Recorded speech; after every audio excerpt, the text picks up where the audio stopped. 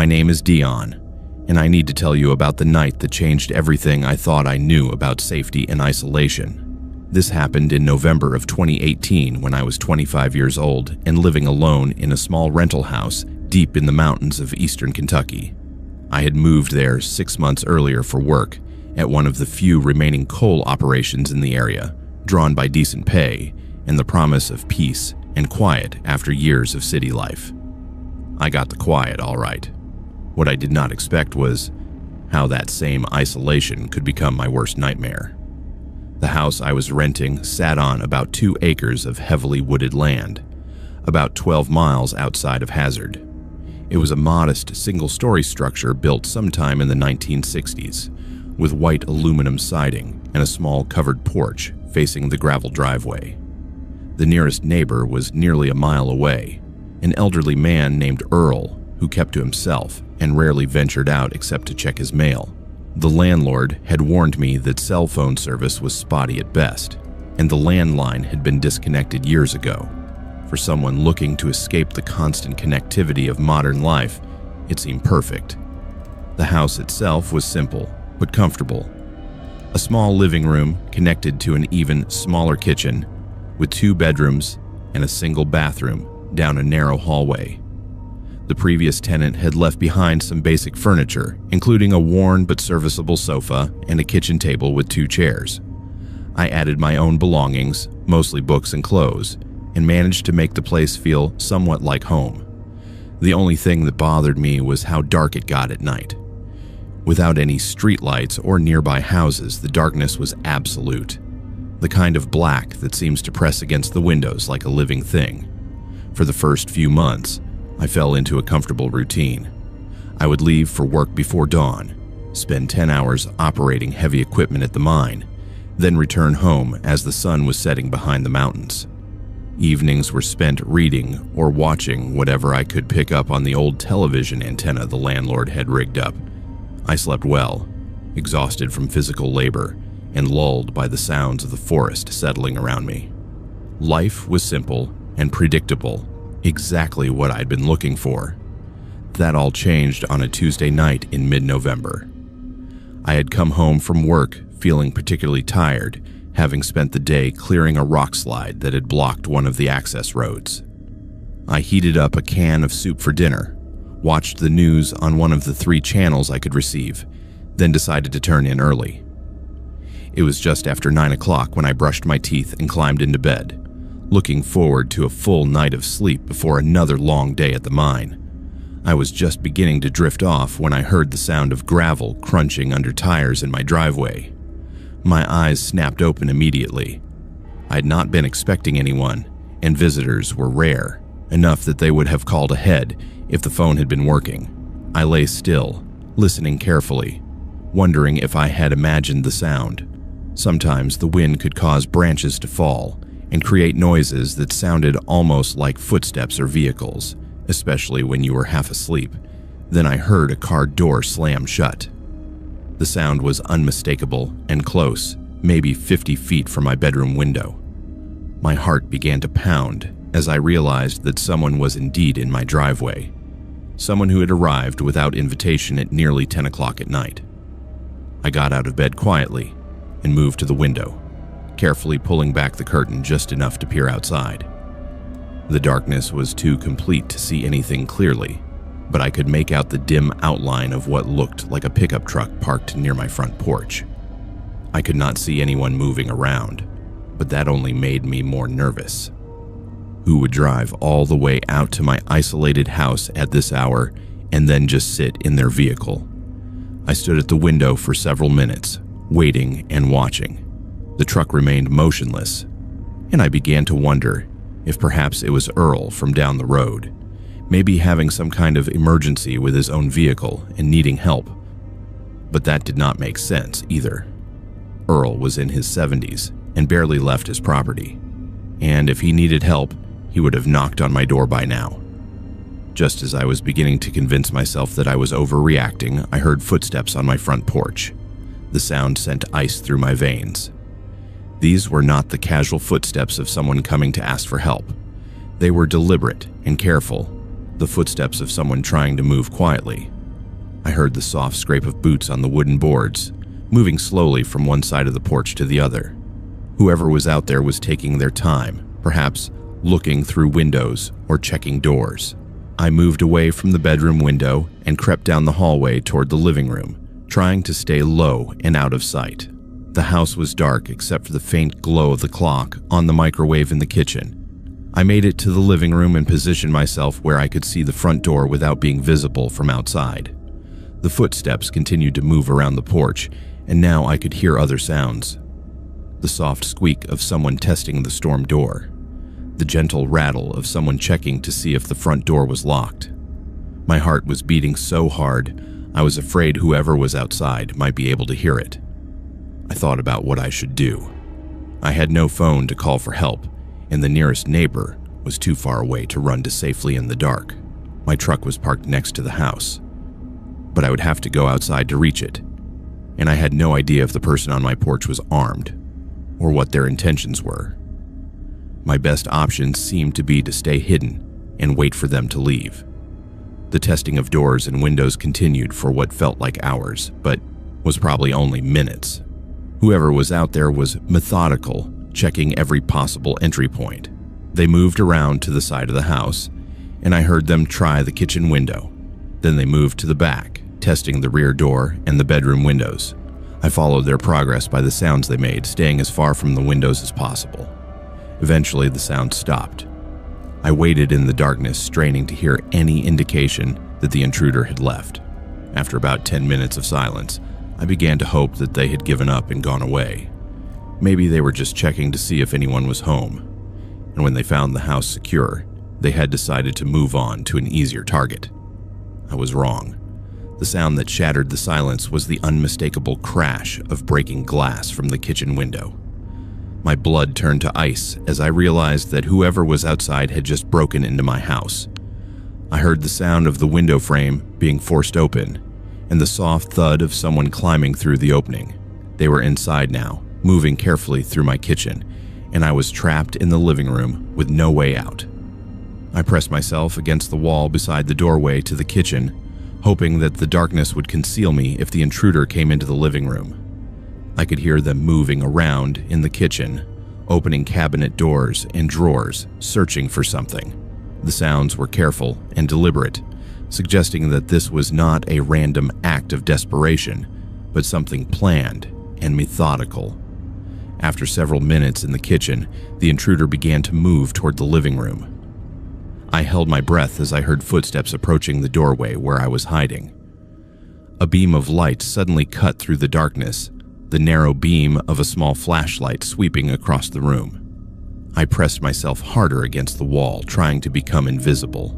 The light moved systematically across the living room, illuminating the sofa, the television, the bookshelf I had installed near the window. For a moment, the beam passed just inches from where I was standing, and I was certain I would be discovered.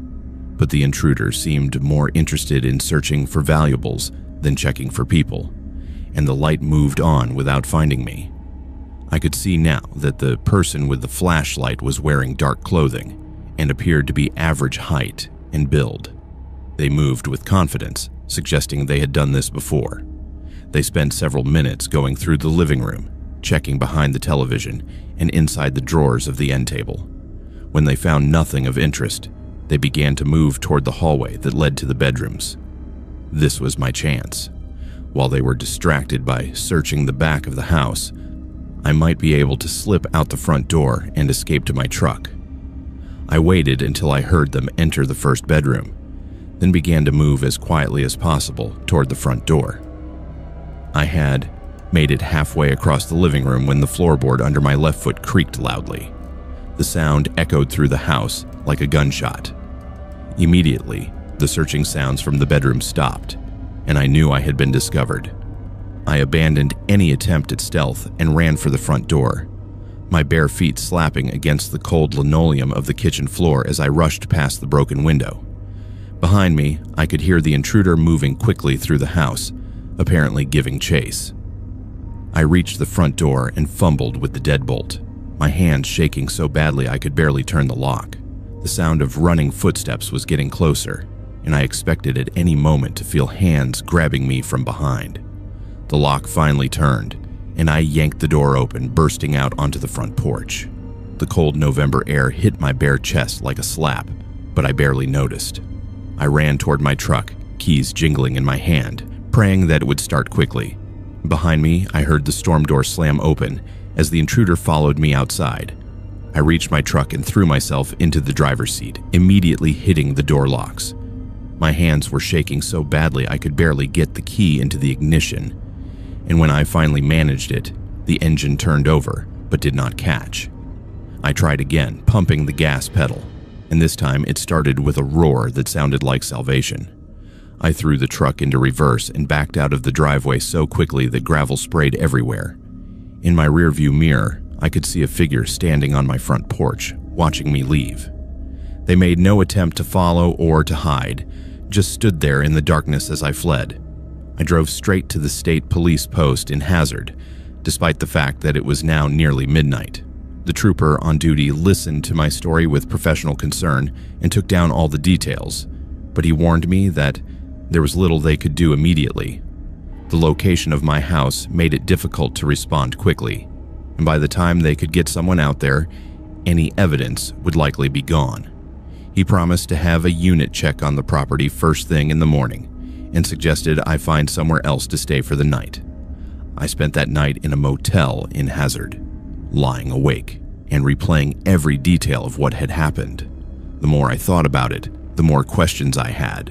Why had the intruder spent so much time checking doors and windows before breaking in? What had they been searching for in my kitchen and living room? And why had they seemed so confident and methodical, as if they knew exactly what they were doing? The next morning, I met the state trooper at my house to survey the damage. The kitchen window had indeed been broken, with glass scattered across the floor inside. The screen had been cut cleanly, suggesting the intruder had come prepared with tools. Inside, several drawers and cabinets had been searched, but nothing appeared to be missing. My television, computer, and what little jewelry I owned were all still there. The trooper took photographs and fingerprints, but warned me not to expect much. Rural break-ins were common in the area, often committed by people looking for quick cash to feed drug habits. The fact that nothing had been stolen suggested that either I had interrupted them before they could take anything, or they had been looking for something specific that I did not have. But what bothered me most was something the trooper mentioned almost in passing. He told me that there had been a series of similar break-ins in the area over the past few months, all targeting isolated homes where single people lived alone.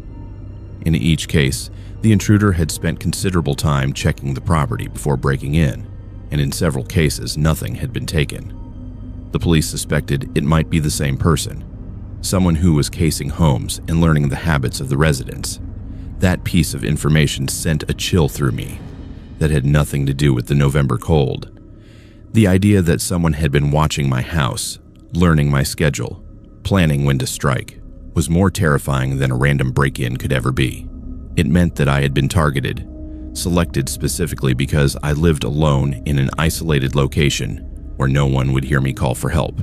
I moved out of that house the following week, breaking my lease and forfeiting my security deposit. The landlord was understanding when I explained what had happened, and even admitted that he had been having second thoughts about renting to single tenants in such a remote location.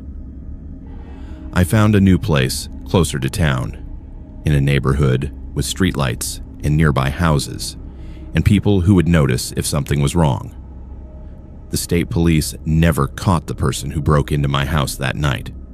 The trooper called me a few weeks later to let me know that the break-ins had stopped, suggesting that whoever was responsible had either been arrested for something else or had moved on to a different area. But they never found out who it was or what they had been looking for. I still live in eastern Kentucky, but I have never again chosen isolation over security. That night taught me that there are predators who specifically target people who live alone in remote areas. People who count on the fact that no one will hear their victim scream. I was lucky that I managed to escape, but I know that others may not have been so fortunate. Sometimes, when I drive past isolated houses tucked away in the mountains, I wonder about the people who live there. I wonder if they lock their doors at night, if they have a plan for what to do if someone comes calling after dark. And I remember that night in November when I learned that the darkness can hide more than just the beauty of the mountains. Sometimes it hides the very worst of human nature, waiting patiently for the perfect moment to strike. My name is Jaslyn, and I want to tell you about the 3 nights that changed my understanding of what might be hiding in the deep mountains of southeastern Kentucky. This happened in September of 2017, when I was 24 and renting a small farmhouse about 8 miles outside of Pineville. I had moved there for a teaching job at the local elementary school, drawn by the opportunity to make a difference in a community that needed dedicated educators. What I discovered during those September nights was that some mysteries in the mountains are better left unexplored. The farmhouse I was renting sat on 15 acres of partially cleared land, with thick forest pressing in on 3 sides. The property had belonged to the same family for 4 generations before they decided to rent it out rather than let it sit empty. It was a modest 2-bedroom house with a wide front porch and a view that stretched across the hollow to the ridge line beyond. The locals called that ridge Devil's Ridge, though no one seemed to remember exactly why it had earned that name. My closest neighbor was a woman named Mrs. Campbell, who lived about half a mile down the gravel road in a trailer surrounded by about a dozen cats. She was friendly enough, but had a way of looking at me with concern whenever I mentioned being alone in the house. When I asked her about it, she would just shake her head and mutter something about city girls not understanding mountain ways. I assumed she was just being protective of a newcomer to the area. For the first few weeks after moving in, everything was peaceful. I spent my evenings grading papers on the front porch, listening to the sounds of crickets and tree frogs as darkness settled over the hollow. The view from the porch was spectacular, especially at sunset when the light would catch the trees on Devil's Ridge and turn them into a wall of gold and crimson. I felt fortunate to have found such a beautiful and affordable place to live. That sense of peace began to change on a Tuesday night in mid-September. I'd finished my dinner and was sitting on the porch with a cup of coffee, enjoying the cool evening air after a warm day. The sun had set about 30 minutes earlier, and the sky was that deep purple color that comes just before full darkness. I was reading by the light of the porch lamp when something made me look up toward Devil's Ridge. There was a light moving along the ridgeline. At first, I thought it might be someone with a flashlight or lantern, perhaps a hunter checking trail cameras, or a hiker who had gotten caught out after dark. But as I watched, the light began to behave in ways that did not make sense. It would move steadily in one direction for a few seconds, then suddenly stop and reverse course. Sometimes it would disappear entirely for several minutes, only to reappear in a completely different location along the ridge. The light itself was unlike anything I had ever seen. It was not the steady beam of a flashlight or the warm glow of a lantern. Instead, it pulsed with a cold blue-white radiance that seemed to float rather than be carried. As I watched, it began to move more erratically, dancing back and forth along a section of the ridge that I knew was too steep and rocky for anyone to navigate safely in the dark. I watched for nearly an hour before the light finally disappeared for good. Even after it was gone, I remained on the porch, staring at the ridge and trying to make sense of what I had seen. I had heard of the phenomena known as will-o'-the-wisps, swamp gas that could create lights in marshy areas, but Devil's Ridge was dry, rocky terrain with no wetlands that could produce such effects. The next morning, I asked Mrs. Campbell about the lights during one of our conversations over the fence that separated our properties. Her reaction was immediate and alarming. The color drained from her face, and she glanced nervously toward the ridge before grabbing my arm. "You saw the lights, did you?" she said in a voice barely above a whisper. "How many were there?" I told her I'd seen only one, moving back and forth along the ridge. She seemed relieved, but still worried. My grandmother used to tell stories about those lights, she said. Said they'd been appearing on that ridge for as long as anyone could remember. Sometimes just one, sometimes more. She always said they were a warning, that folks who followed them lights never came back the same. Some never came back at all. I asked her what she thought the lights actually were, hoping for a more scientific explanation. Mrs. Campbell just shook her head. "Don't matter what I think they are," she said. "What matters is what they do to people who get too curious about them. You stay away from that ridge, especially at night. And if you see them lights again, you come inside and lock your doors. Promise me." Her intensity surprised me, but I promised anyway. Mrs. Campbell had lived in these mountains her entire life, and if she was genuinely concerned about something, it seemed wise to take her seriously. That evening, I found myself checking the ridgeline repeatedly as darkness fell, but no lights appeared. On Thursday night, they returned. I was washing dishes after dinner when I noticed the blue-white glow through the kitchen window. I dried my hands quickly and stepped out onto the porch, and what I saw made my heart race. There were 3 lights now, moving in what appeared to be a coordinated pattern along the ridge. They would spread out in a line, then converge at a single point, then spread out again. The movements were too deliberate and synchronized to be random natural phenomena. As I watched, one of the lights began to move down the ridge toward the hollow. It descended slowly, weaving between the trees with an otherworldly grace that defied explanation. The light seemed to pass through branches and obstacles without being affected, maintaining its steady glow as it made its way toward the bottom of the ridge. That was when I noticed that all the usual night sounds had stopped. The crickets, tree frogs, and night birds that normally provided a constant soundtrack to the evening had fallen completely silent. The only sound was my own breathing and the rapid beating of my heart. Even the wind seemed to have stilled, as if the entire hollow was holding its breath. The descending light paused at the edge of the tree line, about 200 yards from my house. For several minutes, it hovered there, pulsing gently, and I had the unsettling feeling that it was watching me. The other 2 lights remained on the ridge, but they had stopped their coordinated movements and seemed to be focused on the same spot where I stood on the porch. Then, without warning, the light at the tree line began to move toward my house. Every instinct I possessed screamed at me to go inside and lock the doors, just as Mrs. Campbell had advised. But I found myself frozen, mesmerized by the approaching light. There was something hypnotic about its movement, something that made it difficult to look away or think clearly. As it drew closer, I could see that it was not simply a point of light, but rather a swirling, luminous sphere about the size of a basketball. The light stopped about 50 feet from the porch, close enough that I could feel a strange tingling in the air, like the sensation before a thunderstorm. Up close, I could see that the light was not solid, but seemed to be composed of flowing, dancing energy.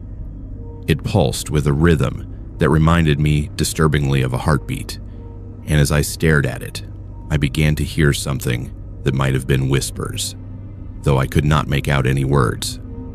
I do not know how long I stood there, transfixed by the light and the voices that seemed to come from within it. It might have been minutes or hours. Time seemed to have no meaning while I was under its influence. I felt a powerful urge to step down from the porch and walk toward the light, to reach out and touch it, and discover what secrets it might reveal. I was actually starting to move when the sharp crack of a tree branch snapping somewhere behind me broke the spell. I turned around quickly, startled by the sound, and when I looked back, the light was gone. All 3 lights had vanished, and the normal sounds of the night were gradually returning. I stood on the porch shaking, not from cold, but from the realization of how close I had come to following the light wherever it might have led me. The next morning, I called in sick to work and drove into Pineville to do some research at the local library. I found several references to strange lights in the mountains of southeastern Kentucky, dating back to the early 1800s. Most of the accounts described them as harbingers of misfortune, or as the spirits of people who had died violently in the mountains. One particularly detailed account from 1923 told the story of a man named Thomas Whitley, who had become obsessed with the lights on Devil's Ridge and had disappeared while trying to follow them to their source.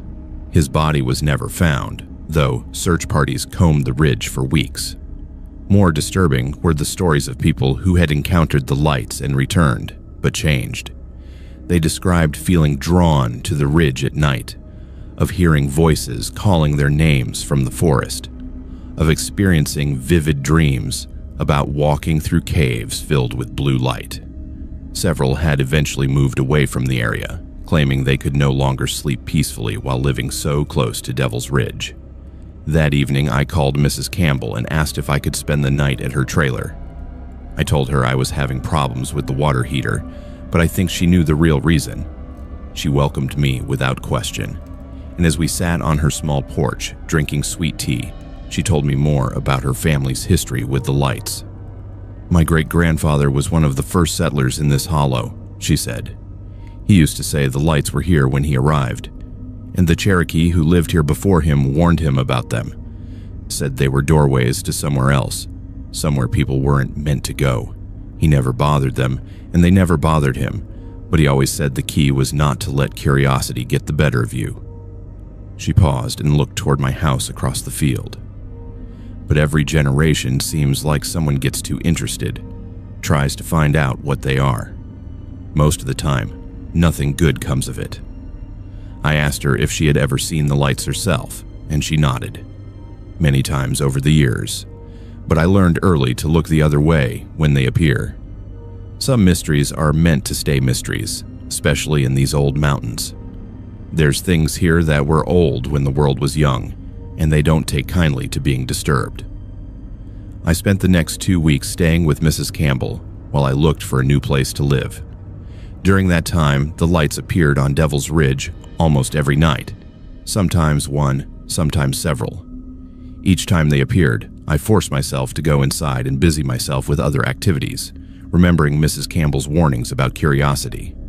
I found a small apartment in Pineville and moved out of the farmhouse at the end of September. The landlord was disappointed to lose a tenant so quickly, but did not ask too many questions when I explained that I needed to be closer to town for work. I never told him or anyone else except Mrs. Campbell about the real reason I left. 5 years have passed since I lived in that hollow, and I have never returned to the area. I finished my teaching contract in Pineville and eventually moved to a different state, drawn by job opportunities and a desire to put some distance between myself and Devil's Ridge. I have a good life now, with a career I enjoy and friends who would think I was crazy if I told them this story. But sometimes, on clear autumn nights, when the air is crisp and still, I find myself looking toward whatever hills or mountains are visible from where I live. I scan the tree lines for any sign of strange lights, and I remembered the hypnotic pull of those blue-white spheres that danced along Devil's Ridge. I remember how close I came to following them into the darkness, and I wonder what might have happened if I had not been startled out of their spell that night. I also wonder about the farmhouse and whether anyone else has rented it since I left. I hope that if they have, Mrs. Campbell has warned them about the lights, because some curiosities are too dangerous to pursue, and some questions are better left unanswered, especially in the ancient mountains where mysteries older than recorded history still dance in the darkness, waiting for the unwary to follow them home. The lights on Devil's Ridge are still there. I'm certain of that. They were there long before I arrived, and they will be there long after everyone who has ever seen them is gone. And perhaps that is how it should be. Perhaps some things are meant to remain forever, just beyond our understanding, reminding us that we share this world with forces we cannot comprehend or control. My name is Kalen, and what I am about to tell you happened during one of the worst storms I have ever experienced in the mountains of Virginia. This was in March of 2019 when I was 23 and house-sitting for my aunt and uncle while they were visiting relatives in Florida. Their home was a century-old farmhouse located about 15 miles outside of Damascus, nestled in a valley where cell phone service was non-existent, and the nearest neighbor was over a mile away. I thought I would enjoy the solitude and the chance to catch up on some reading. Instead, I discovered that some houses hold anger like a living thing, and when that anger is awakened, it can turn against anyone unfortunate enough to be trapped inside. The farmhouse had been in my uncle's family for 4 generations, built by his great-grandfather in 1918, after he returned from the war in France. It was a solid 2-story structure with thick wooden beams, wide plank floors, and windows that rattled whenever the wind picked up. The house had character, as my aunt liked to say, though she would sometimes add with a nervous laugh that it had perhaps a bit too much character for her liking. I never understood what she meant by that until I spent 3 days alone within those walls. My aunt and uncle had left on a Tuesday morning, and for the first day and night, everything was perfectly normal. I fed their chickens and collected eggs, watered the plants in my aunt's greenhouse, and settled into their comfortable living room with a stack of books I had been meaning to read. The house was quiet except for the usual creaking sounds that old wooden structures make as they settle. I even found the sounds comforting, a pleasant change from the constant noise of the city apartment where I normally lived. The storm began on Thursday morning as a light rain that gradually intensified throughout the day. By evening, the wind was howling through the valley with a ferocity that made the entire house shudder. I could hear trees groaning and occasionally the sharp crack of branches breaking under the strain. The power flickered several times during dinner, and I made sure to locate the flashlights and candles my uncle had shown me when I first arrived. Around 10 o'clock that night, the electricity finally went out completely. The sudden silence was almost as startling as the noise had been. Without the hum of the refrigerator and the various electronic devices throughout the house, I could hear the storm more clearly, and it sounded like nature was trying to tear the world apart. I lit several candles and decided to read by candlelight until I got sleepy enough to go to bed. I had been reading for about an hour when I heard the first door slam upstairs. The sound was sharp and violent, like someone had thrown a door shut with considerable force. I looked up from my book, listening carefully, but heard nothing more except the continued roar of the storm outside. I convinced myself that the wind had somehow gotten into the house and caused a door to slam, though I could not remember leaving any windows open upstairs. 5 minutes later, another door slammed, this one sounding like it came from a different part of the second floor. Then another, and another. Within the space of 10 minutes, I counted at least 6 different doors slamming shut in rapid succession, as if someone was running through the upstairs rooms and slamming every door they encountered. My heart began to race as I realized that there was no way the wind could account for what I was hearing. The pattern was too deliberate, too systematic. Someone or something was upstairs in my uncle's house, moving from room to room and slamming doors with increasing violence. I set my book aside and stood up, trying to decide what to do. The logical part of my mind suggested that I should investigate, that there might be a simple explanation for what I was hearing. But a deeper, more primitive part of my brain was screaming at me to get out of the house immediately. The problem was that the storm was so severe that leaving seemed almost as dangerous as staying. That was when the furniture began to move. The sound started in the room, directly above where I was sitting, a heavy scraping noise like someone dragging a large piece of furniture across the wooden floor. It moved slowly from one side of the room to the other, then back again. I could actually feel the vibrations through the ceiling, causing the chandelier in the living room to sway slightly. The scraping stopped for a moment, then resumed in what sounded like the room next door. Then it moved to another room, and another. Whatever was happening upstairs, it was methodically rearranging furniture in every room on the second floor. The sounds were too heavy and too deliberate to be caused by anything other than a conscious intelligence. But the idea that someone had broken into the house during the storm seemed absurd. I grabbed one of the larger flashlights and made my way to the bottom of the staircase, my hands shaking as I pointed the beam toward the second floor.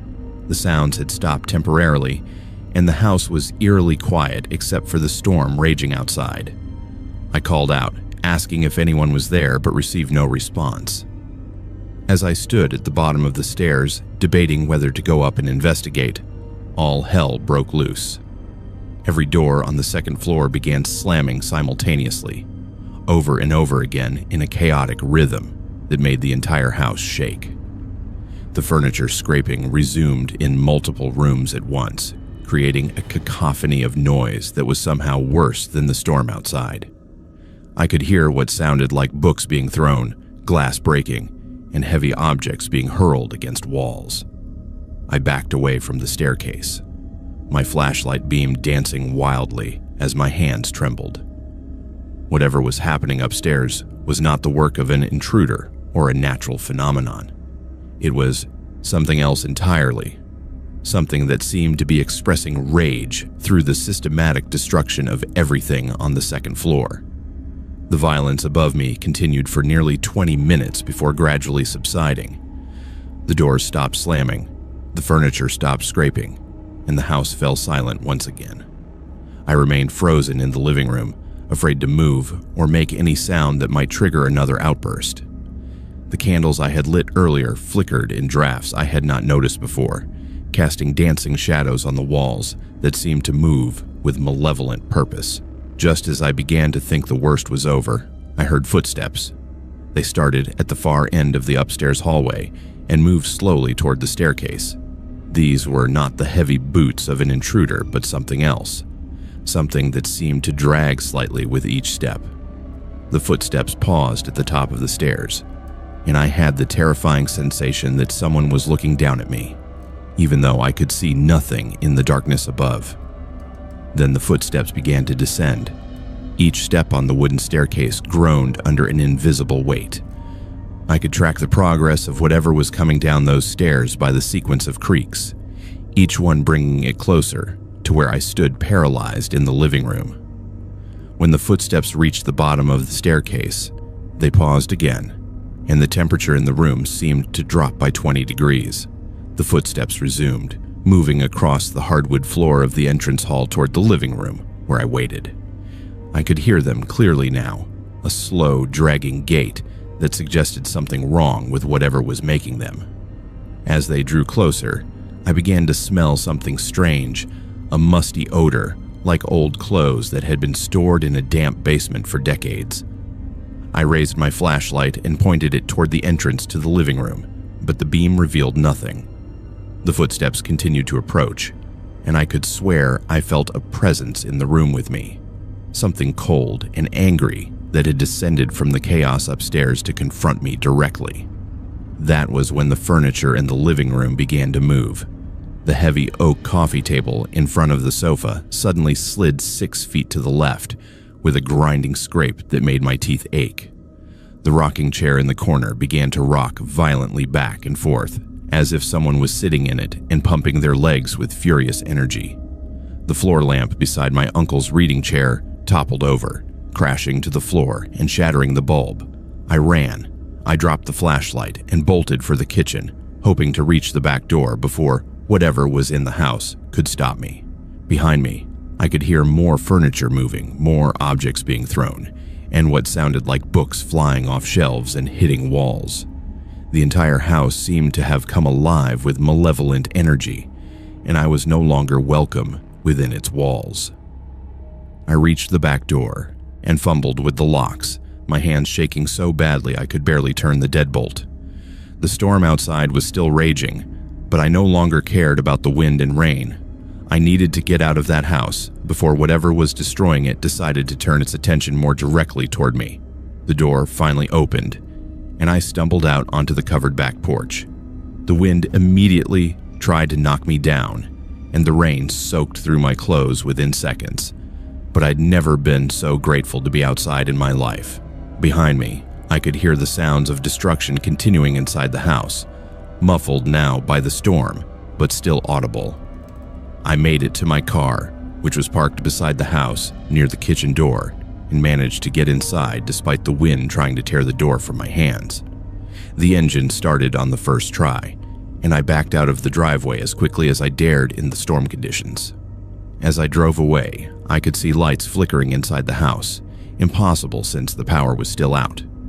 The lights moved from window to window, as if whatever was inside was carrying a lamp through the rooms, surveying the damage it had caused.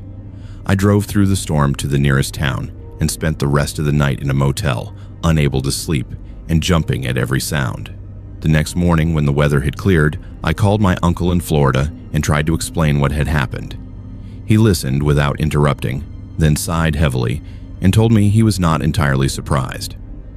"That house has had its moments over the years," he said, "usually during bad storms when it gets riled up.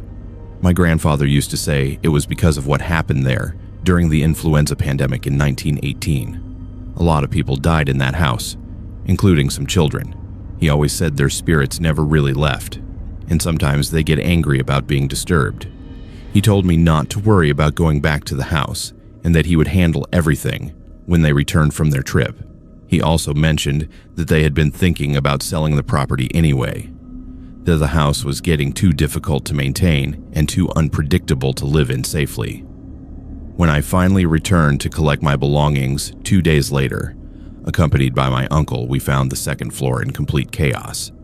Every piece of furniture had been moved, drawers had been pulled out, and their contents scattered, and several windows had been broken from the inside. The damage was extensive enough that my uncle decided to hire a cleanup crew rather than attempt to restore the rooms himself. More disturbing were the marks we found on some of the walls and doors. They looked like handprints, but handprints made by something with fingers longer than any human hand should have. The marks were burned into the wood, as if whatever had made them had been extremely hot or had possessed some kind of corrosive properties. My uncle sold the house 3 months later to a developer who planned to tear it down and build something modern on the property. I was relieved here that the old farmhouse would be demolished, though I sometimes wonder if destroying the building will actually put whatever was inside it to rest, or if it will simply find somewhere else to express its century-old rage. I never spent another night alone in an isolated house after that experience. Some houses, especially old ones that have witnessed tragedy and death, can become repositories for emotions and memories that refuse to fade. When those memories are disturbed by the right combination of circumstances, they can manifest in ways that defy rational explanation and threaten anyone unfortunate enough to be present when the past comes alive again. The storm that night was just weather, wind, and rain following natural patterns that meteorologists could predict and explain. But what happened inside that house during those dark hours was something else entirely. Something that reminded me that we share this world with forces we do not understand and cannot control. Sometimes the best we can do is recognize when we are not welcome and have the wisdom to leave before we become permanent residents of someone else's nightmare. My name is Talon, and the events I am about to describe took place in the summer of 2020, during what should have been a peaceful week alone at my family's cabin in the mountains of North Carolina. I was 27 at the time, working as a software developer, and desperately needing a break from the stress of remote work during the pandemic. My parents owned a small cabin about 20 miles outside of Asheville, tucked away in a hollow that had been in our family for decades. I thought a week of solitude in the mountains would help me recharge and reconnect with nature. Instead, I found myself caught in the middle of a manhunt that reminded me how quickly isolation can transform from a blessing into a nightmare. The cabin was a simple 2-bedroom structure built in the 1980s, with a stone fireplace, a wraparound porch, and large windows that offered stunning views of the surrounding mountains. It sat on about 5 acres of heavily wooded land, with the nearest neighbor being nearly 2 miles away down a winding dirt road. Cell phone service was spotty at best, and the nearest town was a 40-minute drive through mountain switchbacks. For someone looking to escape the constant connectivity of modern life, it seemed perfect. I arrived on a Sunday afternoon in late July, my car loaded with groceries, books, and hiking gear. The weather was perfect, with temperatures in the low 80s and a gentle breeze that carried the scent of pine and wildflowers through the trees. I spent the first few hours unpacking and settling in, then sat on the porch with a beer and watched the sunset behind the ridgeline. For the first time in months, I felt truly relaxed. The first 3 days passed peacefully. I hiked several of the trails that crisscrossed the mountain, read 2 books I had been meaning to get to, and spent hours on the porch just listening to the sounds of the forest. My only contact with the outside world was a brief phone call to my parents on Tuesday evening to let them know I was safe and enjoying the solitude. I had found a spot on the property where I could get 1 bar of cell service, just enough to make the call. Everything changed on Wednesday morning when I hiked down to the main road to collect the mail from the box at the end of our driveway.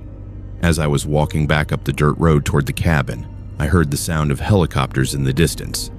The sound grew louder as I climbed the hill, and by the time I reached the cabin, 2 helicopters were circling the area in wide patterns, flying low enough that I could see men with binoculars leaning out of the open doors. I had no idea what was happening, but the sight of the helicopters made me uneasy.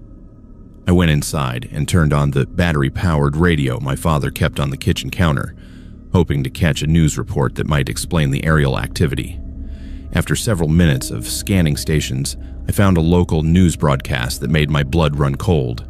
A convicted murderer had escaped from a minimum security prison facility about 50 miles to the north, and authorities believed he was heading toward the mountains around Asheville. The escapee was described as extremely dangerous, a man serving multiple life sentences for a series of brutal murders committed in the 1990s. He had been working on a road crew when he simply walked away from the job site the previous afternoon, disappearing into the woods before anyone noticed he was gone. The news report included a detailed physical description that I committed to memory. The fugitive was a white male in his 50s, about 6 feet tall with graying hair and numerous tattoos on his arms and neck. He was considered armed and dangerous, though authorities were not sure what weapons he might have access to. The report warned residents in the area to lock their doors, stay inside if possible, and report any suspicious activity immediately. I spent the rest of Wednesday in a state of heightened alertness, jumping at every sound from the forest and checking the locks on the cabin doors multiple times. The helicopters continued their search patterns throughout the day, sometimes coming so close that the rotor wash rattled the windows of the cabin. I tried to convince myself that the fugitive was probably miles away by now, that the chances of him coming anywhere near our isolated property were minimal, but the rational part of my mind was overwhelmed by a growing sense of vulnerability that I had never experienced before. That evening, I decided to barricade myself inside the cabin and wait for the manhunt to end. I moved a heavy dresser in front of the back door and checked that all the windows were securely locked. I had no weapons except for a small pocket knife, but I placed it on the nightstand beside the bed where I could reach it quickly if necessary. As darkness fell, I turned off all the lights and tried to make the cabin appear unoccupied. I was lying in bed around 11 o'clock, wide awake despite my exhaustion, when I heard the sound of footsteps on the gravel driveway. My entire body went rigid as I listened to the slow, deliberate crunch of boots on the loose stones. The footsteps moved from the road toward the cabin, pausing occasionally as if whoever was making them was surveying the property. I held my breath and tried to remain perfectly still, hoping that the darkened windows would convince the intruder that no one was home. The footsteps continued around the side of the cabin, and I heard the soft scrape of someone testing the side door that led to the kitchen. The door was locked, but the sound of someone trying the handle sent waves of terror through my body. I reached for the cell phone on my nightstand, but when I checked the screen, there was no signal. I was completely cut off from any possibility of calling for help. The testing of doors continued as the intruder moved methodically around the cabin. I tracked their progress by the sounds they made, trying to figure out exactly where they were at each moment. When they reached the back door, I heard them push against it, but the dresser I had moved in front of it held firm. There was a moment of silence, then the sound of someone walking away from the cabin. I began to hope that they had given up and moved on, but my relief was short-lived. A few minutes later, I heard the sound of breaking glass from the living room. Someone had broken one of the large windows that faced the porch and was climbing through the opening into the cabin. I could hear them moving carefully through the living room, trying to avoid the broken glass scattered on the floor. My heart was pounding so hard, I was afraid they might be able to hear it from the next room. I slipped out of bed as quietly as possible and crept toward the bedroom closet, hoping to hide until the intruder left. As I was closing the closet door behind me, I heard footsteps in the hallway outside the bedroom. The intruder was moving through the cabin systematically, checking each room in turn. The bedroom door opened with a soft creak, and I held my breath as someone entered the room. Through the slats in the closet door, I could see a tall figure silhouetted against the faint light coming through the bedroom window. The figure moved slowly around the room, checking under the bed and behind the dresser.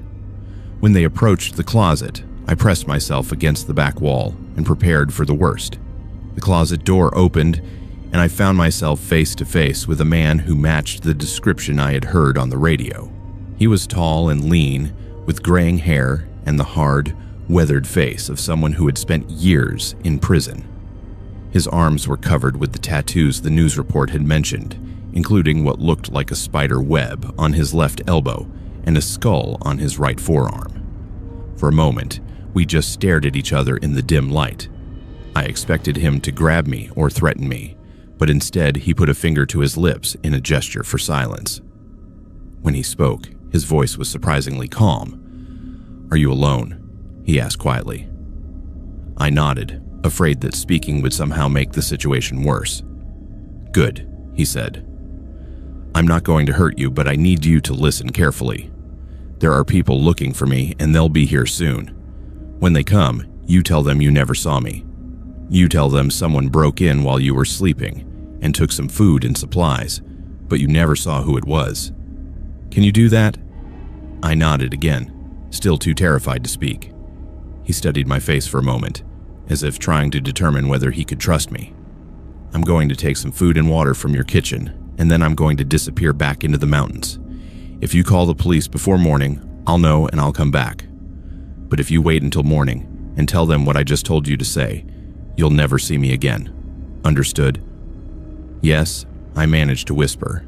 He stepped back from the closet and gestured for me to come out. I followed him to the kitchen, where he quickly gathered supplies into a backpack he had apparently brought with him. Canned food, bottled water, a flashlight, and some basic medical supplies from the first aid kit my mother kept under the sink. He moved efficiently, like someone who had done this before. As he was preparing to leave through the broken window, he turned back to me one final time. "I want you to know something," he said. "I never killed anybody who didn't deserve it. The people I'm running from, they're not much better than I am. Sometimes the system fails, and people like me have to take care of business ourselves. I'm not asking you to approve, just to remember that things aren't always black and white." Then he was gone, disappearing through the window and into the darkness beyond the porch. I stood in the kitchen shaking for several minutes, trying to process what had just happened. Part of me wanted to immediately hike to the spot where I could get cell service and call the police, but the memory of his calm threat kept me frozen in place. I spent the rest of the night awake, sitting in the living room with my back against the wall where I could see both the broken window and the front door. Every sound from the forest made me jump, and I kept expecting to see his face appear at one of the windows. But he had apparently kept his word about disappearing back into the mountains. Morning came slowly, and with it the sound of helicopters resuming their search patterns. I waited until the sun was fully up before hiking to my cell service spot and calling 911. When the authorities arrived an hour later, I told them exactly what the fugitive had instructed me to say. Someone had broken in during the night and taken food and supplies, but I'd been asleep and had not seen the intruder. The sheriff who responded to my call was a kind man in his 50s who seemed genuinely concerned about my safety. He examined the broken window and took notes about the missing supplies, but he also seemed satisfied with my account of what had happened. He advised me to leave the cabin immediately and stay somewhere safer until the manhunt was concluded. I packed my belongings and drove back to Charlotte that afternoon, cutting my vacation short by 3 days. The fugitive was captured 2 days later near a campground about 10 miles from our cabin. According to news reports, he had surrendered peacefully when surrounded by law enforcement officers, offering no resistance and making no attempt to use any weapons. I never told anyone what really happened that night. Not my parents, or the authorities, or even my closest friends. I kept the fugitive's secret, partly out of fear, but mostly because something in his demeanor had convinced me that he was telling the truth when he said he would not hurt me. He could have killed me easily while I was trapped in the closet, but instead he had chosen to trust me with his freedom. I have thought about that encounter many times over the years since it happened. I have wondered about the crimes he committed and whether he was right when he claimed his victims deserved their fate. I have wondered whether I was a fool for trusting him or whether my instincts about his character were correct. Most of all, I have wondered what would have happened if I had tried to resist or if I had called the police immediately after he left. What I do know is that sometimes the most dangerous situations can be resolved without violence if both parties choose to treat each other with basic human dignity. The fugitive could have hurt me, and I could have betrayed him, but neither of us chose that path. Instead, we found a way to coexist for one terrifying night in the mountains. Two strangers brought together by circumstances beyond our control. I still visit the family cabin occasionally, though never alone. The broken window was repaired long ago, and there is no physical evidence of what happened that night. But I will never forget the calm voice of a dangerous man who chose to trust a stranger, or the reminder that sometimes the line between victim and perpetrator is thinner than we would like to believe. My name is Janae, and I need to tell you about the most terrifying night of my life, which happened in October of 2021 when I was 29 and house-sitting for my elderly neighbor in the mountains of West Virginia. Mrs. Henley was 83 years old and lived alone in a farmhouse that had been in her family for 5 generations. She was traveling to visit her daughter in Ohio for 2 weeks and asked me to keep an eye on her property while she was gone. I had lived next door to Mrs. Henley for 3 years and considered her like family, so I was happy to help. What I discovered during those October nights was that some family stories are passed down for good reason, and some warnings should never be ignored. Mrs. Henley's property consisted of about 12 acres of rolling pasture land surrounded by dense woods, with an old farmhouse built in the 1890s sitting at the center of it all. The house was charming in an old-fashioned way, with wide plank wooden floors, high ceilings, and windows that rattled in their frames whenever the wind picked up. Behind the house, about 50 yards from the back door, stood an old stone well that had been covered with a wooden platform and surrounded by a low stone wall sometime in the 1960s. Mrs. Henley had mentioned the well several times during my visits over the years, always with a strange expression on her face that I had never quite understood.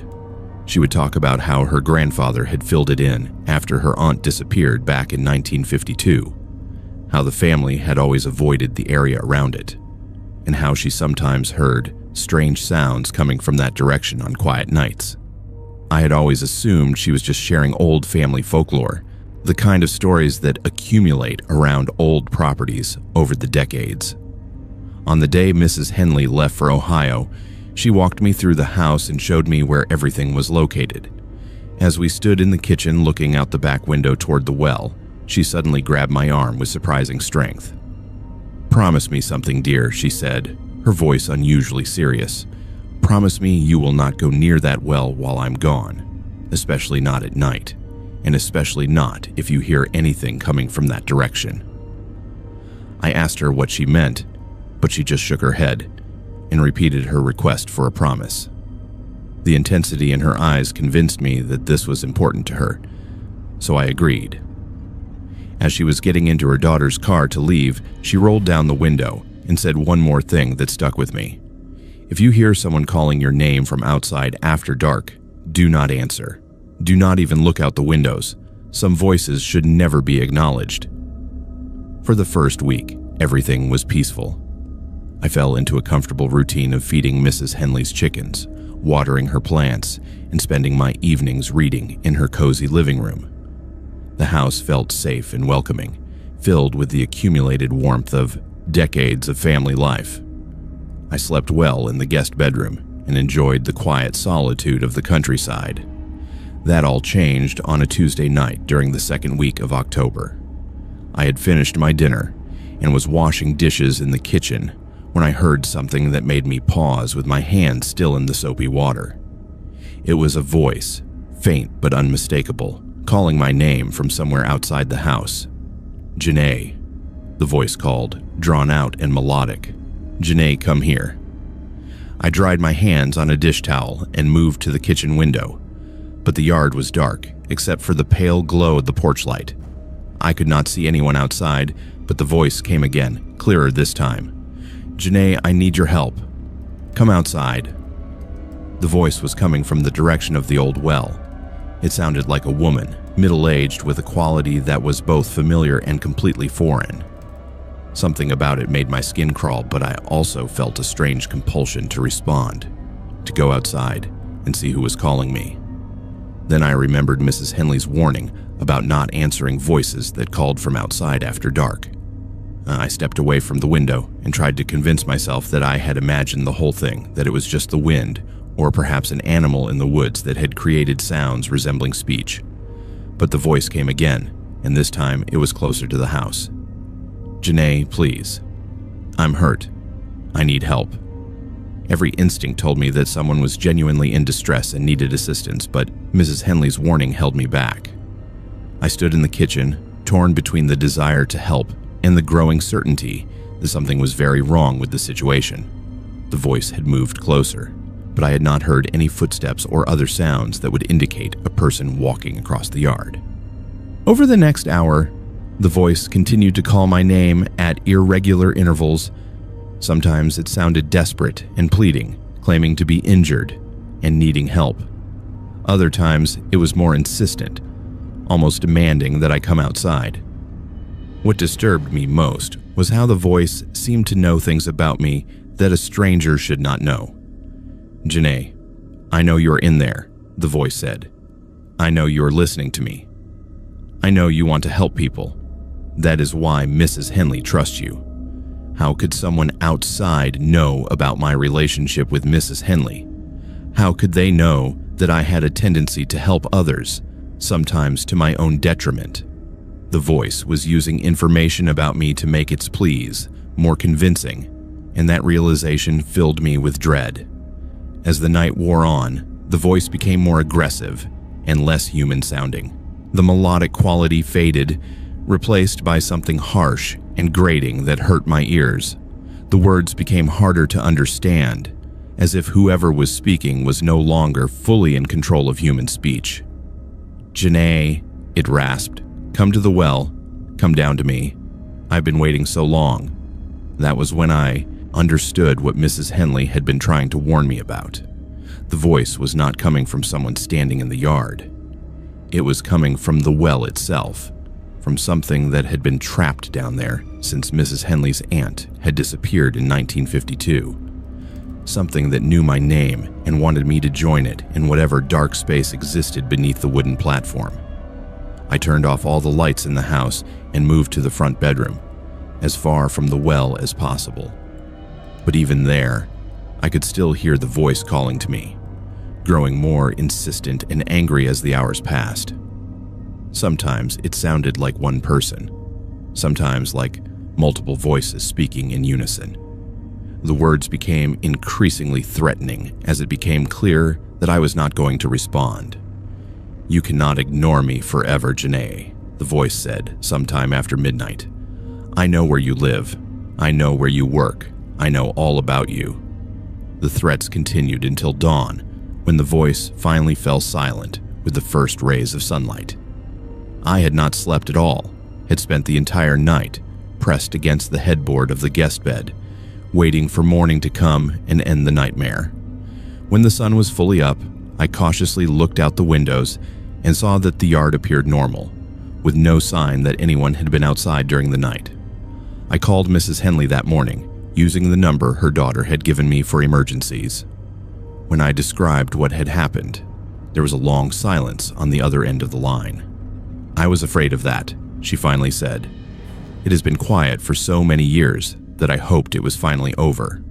My family has been dealing with that thing in the well for 3 generations. It took my Aunt Clarissa in 1952, and it has been trying to take others ever since."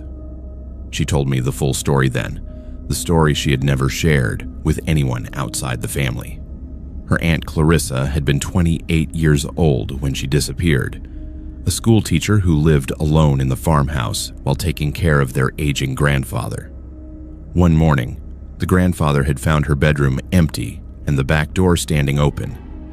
There were footprints in the soft earth leading from the house to the well, but they stopped at the stone wall surrounding it. The family had searched for weeks, draining the well and exploring every inch of the property, but they never found Clarissa's body. What they did find were strange scratches on the stones lining the well shaft, as if someone had tried to claw their way out from the bottom. They also found Clarissa's wedding ring, which had somehow ended up at the bottom of the well despite the fact that she had not been wearing it when she disappeared. But the most disturbing discovery came a month after Clarissa vanished, when neighbors began reporting that they could hear her voice calling for help from the direction of the Henley property. The voice would call out names of people in the community, begging them to come and help her escape from wherever she was trapped. Several people had tried to investigate, but anyone who approached the well after dark was never seen again. The disappearances had continued sporadically for years, until Mrs. Henley's grandfather finally decided to fill in the well with concrete and cap it with a wooden platform. The voices had stopped then, and the disappearances had ended. The family had assumed the problem was solved, but apparently, whatever was down there had only been dormant, waiting for the right circumstances to resume its hunting. Mrs. Henley cut her trip short and returned home the next day, arriving with her son and 2 of her grandsons. They brought heavy equipment and spent 3 days pouring additional concrete into the well and sealing it more thoroughly than had been done in the 1950s. They also installed motion-activated lights around the entire area and put up a chain-link fence to keep people away from the site. I helped with the work during the day, but I refused to stay in the house at night until the job was completed.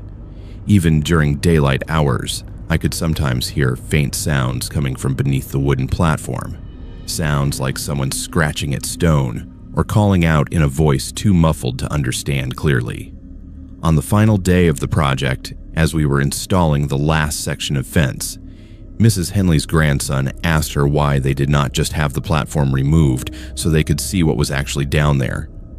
Her response chilled me to the bone. "Because some things are better left buried," she said. "And because I am not sure that whatever is down there is still my Aunt Clarissa, or if it ever was. Something that can mimic voices and lure people to their deaths is not something you want to give an easier way out." The work was completed on a Friday afternoon, and that night was the first time since the voice had started calling that I was able to sleep peacefully in Mrs. Henley's house.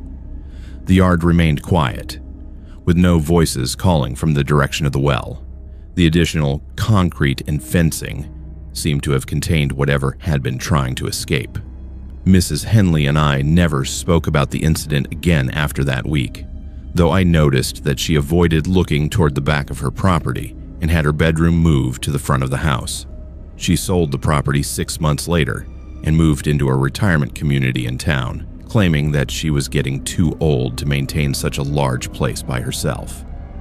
The new owners are a young couple from out of state who were attracted by the rural setting and the historic character of the farmhouse.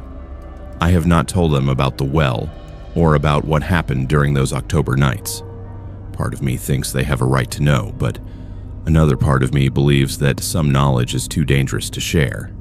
I drive past the property occasionally, and the fence around the well area is still standing. The wooden platform remains in place, surrounded by the concrete and steel barriers that Mrs. Henley's family installed. Everything looks peaceful and normal, but but I never stopped to visit or talk to the new owners. Because sometimes, on quiet nights when the wind is just right, I can still hear a faint voice calling from that direction. It knows my name, and it remembers that I ignored its pleas for help. And I'm afraid that someday, when I am old and vulnerable, like Mrs. Henley's Aunt Clarissa, it might find a way to call me back to finish what it started. The well is sealed now, buried under layers of concrete and steel, but I know that what lies beneath is patient and persistent. It has waited decades for each opportunity, and it can wait decades more. Some hungers never die, and some voices never stop calling, no matter how deeply they are buried or how many barriers are built to contain them. My name is Kendricks, and what I am about to tell you happened during the winter of 2022 in a rental house in the mountains of Tennessee that should have been my refuge from a difficult year. I was 31 at the time, recently divorced, and struggling to rebuild my life after everything had fallen apart. I thought that spending a few months alone in the mountains would give me the space I needed to heal and figure out my next steps. Instead, I discovered that some shadows are not cast by objects blocking light, but by something far more sinister that attaches itself to people in their most vulnerable moments. The house I rented was located about 15 miles outside of Gatlinburg, nestled in a hollow that rarely saw direct sunlight during the winter months. It was a modest log cabin built in the 1970s, with 2 bedrooms, a stone fireplace, and large windows that offered spectacular views of the surrounding peaks. The property was owned by an elderly couple who lived in Florida during the winter and rented out their mountain home to help cover expenses. What drew me to the rental was the isolation and the promise of complete solitude. I was working remotely as a freelance graphic designer, so I could work from anywhere with an internet connection. The idea of spending the winter months surrounded by snow-covered mountains, with no neighbors for miles, and nothing but the sound of wind through the trees, seemed like exactly what I needed to heal from the emotional trauma of my failed marriage. I moved into the cabin on a gray December morning, my belongings fitting easily into my SUV after the divorce had stripped away most of the material accumulations of my former life. The cabin was clean and well-maintained, with rustic furniture that matched the mountain setting and a kitchen stocked with basic supplies. The owners had left detailed instructions for everything from operating the wood-burning stove to dealing with the occasionally temperamental well pump. For the first few weeks, the solitude was exactly what I had hoped for. I fell into a peaceful routine of working during the day, taking long walks in the woods during the afternoons, and spending my evenings reading by the fire.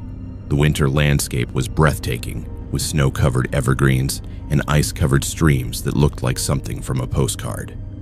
I felt myself beginning to relax for the first time in months, and I started to believe that I might actually be able to rebuild my life. The first sign that something was wrong came during my 3rd week in the cabin. I was working at the kitchen table, designing a logo for a small business client, when I became aware of a presence in the room with me. It was not a sound or a movement that alerted me, but rather a change in the atmosphere, a subtle shift that made the hair on the back of my neck stand up. I looked around the room, but saw nothing unusual. The cabin was quiet except for the gentle crackling of the fire in the living room and the occasional groan of the wooden structure settling in the cold. I tried to return to my work, but the feeling persisted, growing stronger until I could no longer concentrate. It felt as though someone was standing directly behind me, close enough to touch, watching everything I was doing. I turned around quickly, expecting to catch sight of whatever was causing the sensation, but found only empty space. The feeling gradually faded, and I was able to return to work, though I remained uneasy for the rest of the day. I convinced myself that the isolation was getting to me, that spending so much time alone was causing my imagination to play tricks on me. That night, I woke to the sound of footsteps in the living room. The footsteps were slow and deliberate, moving from the front door to the fireplace and back again in a regular pattern. They were soft but unmistakable, the sound of bare feet on wooden floors. I lay in bed listening, trying to convince myself that it was just the house settling, or perhaps an animal that had gotten inside somehow. But as I listened more carefully, I realized that the footsteps had a distinctly human rhythm, the measured pace of someone walking back and forth as if pacing nervously or thinking about something important. The sound continued for nearly an hour before finally stopping, leaving the cabin in complete silence. The next morning, I searched the entire cabin for any sign that someone had been inside during the night. I checked all the doors and windows, examined the floors for footprints or other evidence, and even looked outside for tracks in the snow. I found nothing. All the doors were still locked from the inside, the windows were secure, and there were no footprints in the snow around the cabin, except my own from the previous day. Over the following days, the strange occurrences became more frequent and more intrusive. The feeling of being watched intensified, following me from room to room regardless of what I was doing. I would catch glimpses of movement in my peripheral vision, dark shapes that disappeared when I turned to look directly at them. The temperature in the cabin seemed to fluctuate randomly, with some rooms becoming suddenly cold while others remained warm. Most disturbing were the shadows that began appearing throughout the cabin. These were not normal shadows cast by objects or furniture, but rather dark shapes that seemed to exist independently, moving across walls and floors without any apparent source. They were most visible at dusk, when the failing light outside created the perfect conditions for me to notice their unnatural movement. One evening, as I was preparing dinner in the kitchen, I noticed a shadow moving across the wall beside the stove. It was roughly human-shaped but distorted, as if cast by someone standing at an impossible angle. The shadow moved smoothly along the wall, pausing occasionally as if examining something before disappearing into the corner where the wall met the ceiling. I turned around to see what could be casting such a shadow, but I was alone in the kitchen. There was nothing behind me that could account for what I had seen, no light source that could create such a distinct and mobile shadow. As I stood there trying to make sense of what had happened, I felt that familiar sensation of being watched, stronger than it had ever been before. That was when I realized that the shadow on the wall had been watching me, following my movements as I cooked dinner. It had not been a random phenomenon, but something intelligent and purposeful, something that was studying me with the same intensity that I was trying to understand it. The encounters escalated over the next week. The footsteps in the night became more frequent, sometimes accompanied by the sound of doors opening and closing or furniture being moved. The shadows grew bolder, appearing not just at dusk but throughout the day, sometimes in bright sunlight, when normal shadows should not have been possible. Most unnerving was the way the presence seemed to be learning about me, adapting its behavior to have maximum impact. It began to interfere with my work, causing my computer to freeze or crash at crucial moments. It would move objects I needed for daily activities, hiding my car keys or moving my coffee mug to different rooms. The disruptions were too targeted and specific to be random, suggesting an intelligence that was deliberately trying to unsettle me. The breaking point came on a Thursday night in late January. I was lying in bed reading when I became aware that something was standing in the doorway to my bedroom. I could not see anything when I looked directly at the doorway, but my peripheral vision detected a tall, dark shape that seemed to absorb light rather than cast a shadow. As I watched, the shape began to move into the room, gliding across the floor without making any sound. It approached the foot of my bed and stopped, and I had the terrifying sensation that whatever it was studying me intently, trying to decide what to do next. I tried to move, to get out of bed and turn on the lights, but found that I was completely paralyzed. It was not the temporary paralysis that sometimes accompanies waking from deep sleep, but something more profound, as if every muscle in my body had been disconnected from my will. I could still breathe and move my eyes, but everything else was beyond my control. The dark shape moved closer, coming around to the side of the bed where I lay helpless. As it approached, the temperature in the room plummeted, and I could see my breath-forming clouds in the suddenly frigid air.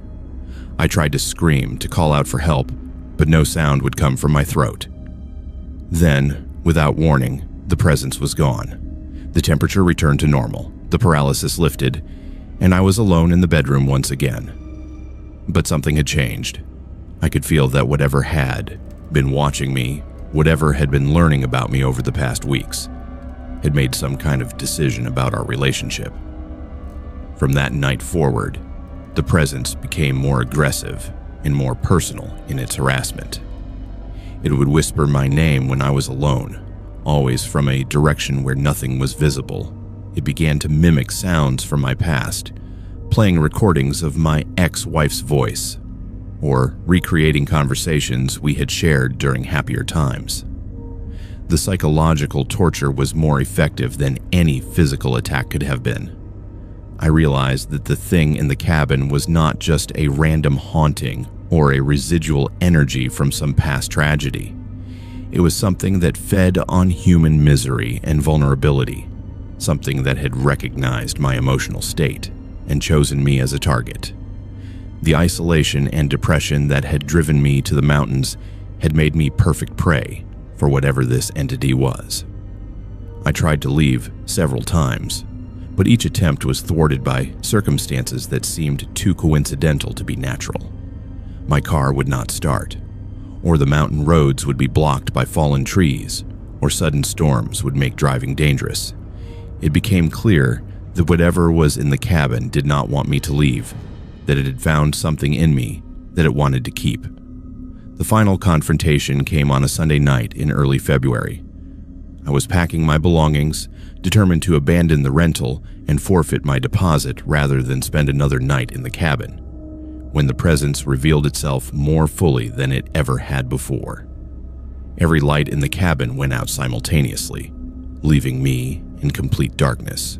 But instead of the normal blackness that comes with a power outage, this was something deeper and more oppressive, a darkness that seemed to press against my eyes and make it difficult to breathe. In that unnatural darkness, I could finally see the thing that had been tormenting me. It was a shadow in the shape of a man, but wrong in every detail. Too tall, too thin, with limbs that bent at impossible angles, and a face that was nothing but empty darkness. It stood in the center of the living room, radiating cold and malevolence, and when it spoke, its voice was like the sound of winter wind through bare branches. "You cannot leave," it said, the words seeming to come from inside my own head rather than from any external source. "You belong to me now. Your pain, your loneliness, your despair, it all belongs to me." But something in me rebelled against that claim. Maybe it was the last remnant of the person I had been before my life fell apart. Or maybe it was simply the human instinct to resist being consumed by something inhuman. I found my voice and spoke back to the darkness. "No," I said, my voice shaking but determined. "I do not belong to you or anyone else. I am leaving this place and you cannot stop me." The shadow laughed, a sound like breaking glass and dying leaves. "You think you can just walk away? You think you are strong enough to resist me? I have been feeding on your misery for weeks. I know every weakness, every fear, every source of pain in your pathetic life." It began to recite details from my failed marriage, intimate moments of humiliation and betrayal that no one else should have known. But instead of breaking me down further, the violation of my most private memories filled me with rage. I was tired of being a victim, tired of letting circumstances control my life, tired of running from problems instead of facing them. I walked toward the shadow, forcing myself to move despite the terror that threatened to paralyze me again. As I approached, it seemed to waver slightly, as if my defiance was somehow weakening it. "Get out of my way," I said. "I am leaving this place, and I'm never coming back. Find someone else to torment." The shadow let out a shriek of rage and rushed toward me, but instead of the physical impact I expected, it passed right through me like a blast of Arctic air. I felt a moment of crushing despair, a wave of every negative emotion I had ever experienced, But then it was gone, and the lights came back on. I was alone in the cabin, but the oppressive atmosphere that had plagued me for weeks was gone. The presence that had attached itself to my misery had been banished by my refusal to remain a victim. I finished packing quickly and loaded my car, leaving the cabin before dawn broke over the mountains. I never returned to that rental property, and I never tried to contact the owners to explain why I had left early. I simply moved on with my life, finding a new apartment in a bustling city where anonymity and human connection could protect me from the kind of isolation that had made me vulnerable. The experience taught me that some entities are attracted to human suffering, like moths to a flame, and that the isolation we sometimes seek for healing can make us targets for things that should never be acknowledged or fed. I learned that strength sometimes comes not from solitude, but from connection, not from running away from problems, but from facing them with determination. I still think about that winter in the mountains and about the shadow that tried to claim ownership of my pain, but I also remember the moment when I chose to fight back, when I refused to be consumed by something that existed only to feed on human misery. That moment of defiance changed everything for me, marking the beginning of my real recovery from the disasters that had brought me to that isolated cabin in the first place. Some shadows are cast by light being blocked, but others are cast by the darkness within us. The trick is learning to distinguish between the two and finding the courage to step into the light when the darkness threatens to consume everything we are. My name is Indiana, and what I'm about to describe happened during the fall of 2020, when I was house-sitting for my great-aunt in the mountains of eastern Kentucky. I was 26 at the time, working as a freelance journalist and struggling to make ends meet in a world that had been turned upside down by the pandemic. My great-aunt Lorraine offered me the chance to stay in her family's old homestead for a few months while she recovered from hip surgery at her daughter's house in Lexington. The arrangement seemed perfect. I would have a quiet place to work on my writing, and she would have someone keeping an eye on the property. What I discovered during those autumn weeks was that sometimes the past refuses to stay buried, and family secrets have a way of demanding attention from the most unexpected sources. The house was a two-story Victorian built in 1897, located on a winding mountain road about 12 miles outside of Pikeville. It had been in my family for 4 generations, passed down from parent to child with all its accumulated memories and mysteries intact. The property included about 20 acres of rolling hills and dense woodland, with a small family cemetery tucked away in a grove of oak trees behind the main house. Aunt Lorraine had warned me that the house could be lonely, especially during the long mountain nights when the nearest neighbor was over a mile away through the woods. She had also mentioned, almost in passing, that mail sometimes arrived at the house addressed to family members who had been dead for decades. The postal service in rural Kentucky was notoriously unreliable, she explained, and sometimes old letters would surface from forgotten corners of sorting facilities and be delivered years after they were originally sent. I settled into the house in early October, establishing a routine that revolved around writing during the day and exploring the property during the cooler evening hours. The house was comfortable and well-maintained, with modern amenities that had been carefully integrated into the historic structure. My favorite space was the large front parlor, where I set up my laptop and spread out my research materials for the book I was working on about Appalachian folklore. For the first 2 weeks, everything was perfectly normal. I received the usual mix of bills and junk mail that gets forwarded when someone changes addresses temporarily. The mailbox was located at the end of the long, gravel driveway, about a quarter mile from the house, so checking mail became part of my daily walk routine. The first unusual letter arrived on a Tuesday in mid-October. It was addressed to Miss Clara Whitman at the house address, written in elegant handwriting on cream-colored stationery that looked expensive and old-fashioned. The postmark was too smudged to read clearly, but the letter had no return address. I assumed it was another example of the Postal Service delivering mail meant for previous residents, so I set it aside to ask Aunt Lorraine about when I called her that evening. When I described the letter during our phone call, Aunt Lorraine was quiet for a long moment before responding. "Clara Whitman was my great-grandmother," she said slowly. "She died in 1953. I have no idea who would be sending her mail or why it would be delivered now. Maybe you should just throw it away." But something about the letter bothered me. The handwriting was too crisp and clear to be from the 1950s, and the stationery, while old-fashioned in style, looked fresh and new. I decided to keep it, though I did not open it out of respect for privacy, even if the intended recipient had been dead for nearly 70 years. The second letter arrived 3 days later, this one addressed to Mr. James Whitman, in the same elegant handwriting.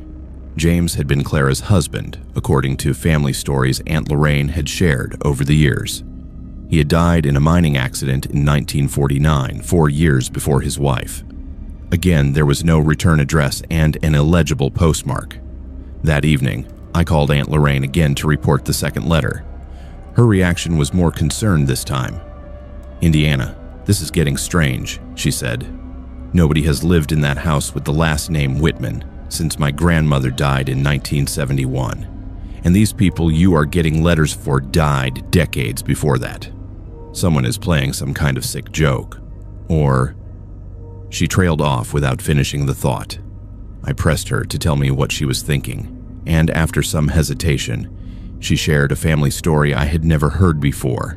In the 1950s, there had been a scandal involving Clara and James Whitman, and a series of anonymous letters that had arrived at the house shortly before their deaths. The letters had contained accusations about something the couple had done during the Great Depression, something so shameful that it had divided the family and caused several relatives to leave the area permanently. "My mother never told me exactly what was in those letters," Aunt Lorraine said, "but she always said they contained the truth about something that had been covered up for years. She said Clara and James died within a few years of each other because they could not live with what those letters had revealed about their past." The third letter arrived that Friday, this one addressed to the Whitman family. The handwriting was the same, but this time there was something different about the envelope. It felt thicker than the others, as if it contained multiple pages, and there was a faint smell emanating from it, something musty and unpleasant that reminded me of old books or damp basements. I was alone in the house that evening, with no plans to call Aunt Lorraine until the next day. The letter sat on the kitchen table while I ate dinner, and I found myself staring at it frequently, wondering what secrets it might contain. The rational part of my mind insisted that someone was playing an elaborate prank, perhaps trying to scare me away from the property for reasons I could not understand. But another part of me, the part that had grown up listening to Appalachian folklore and ghost stories, wondered if something more supernatural was happening. Around 11 o'clock that night, I decided to open the letter. My hands were shaking as I carefully slit the envelope and removed the contents. Inside were 3 sheets of cream-colored stationery covered with the same elegant handwriting I had seen on the previous envelopes. The letter was dated October 15th of the current year, just 2 days earlier, and was signed by someone calling themselves a friend of truth. The contents of the letter made my blood run cold. It contained detailed accusations about Clara and James Whitman's involvement in a series of disappearances that had occurred in the area during the 1930s. According to the letter, the couple had been part of a group that had targeted transient workers and homeless families during the worst years of the Depression, robbing and murdering them before burying the bodies on their property. The letter claimed that at least 8 people had been killed, including 3 children, and that their remains were buried somewhere on the 20 acres surrounding the house. It provided specific details about the victims, including names and descriptions that were too precise to be fabrications. Most disturbing was the final paragraph, which stated that the truth would continue to be revealed until the victims received proper burial and justice. I read the letter 3 times before setting it down with trembling hands. The accusations were horrific, but what frightened me most was the specificity of the information and the implication that someone was watching the house and knew I was staying there alone. The timing of the letters, arriving just weeks after I had moved in, suggested that my presence had somehow triggered these revelations. That night, I barely slept. Every sound outside seemed magnified, and I found myself listening for footsteps on the gravel driveway or voices calling from the darkness. The house, which had felt welcoming and comfortable for the past 2 weeks, now felt oppressive and threatening. I kept thinking about the family cemetery behind the house and wondering if there were other graves, unmarked ones, scattered throughout the property. The next morning, I called Aunt Lorraine and read her the contents of the letter.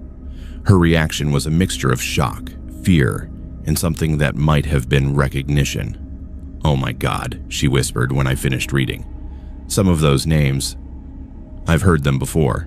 My grandmother used to mention them sometimes, people who had disappeared during hard times. She always said they had probably just moved on looking for work, but she told me that she would drive up to the house that afternoon, that she did not want me staying there alone while these letters were arriving. But before she could make the trip, 2 more letters appeared in the mailbox. These were different from the previous ones. Instead of cream-colored stationery, they were written on cheap notebook paper in handwriting that looked rushed and desperate. One was addressed to me personally, using my full name, while the other was addressed to anyone who will listen.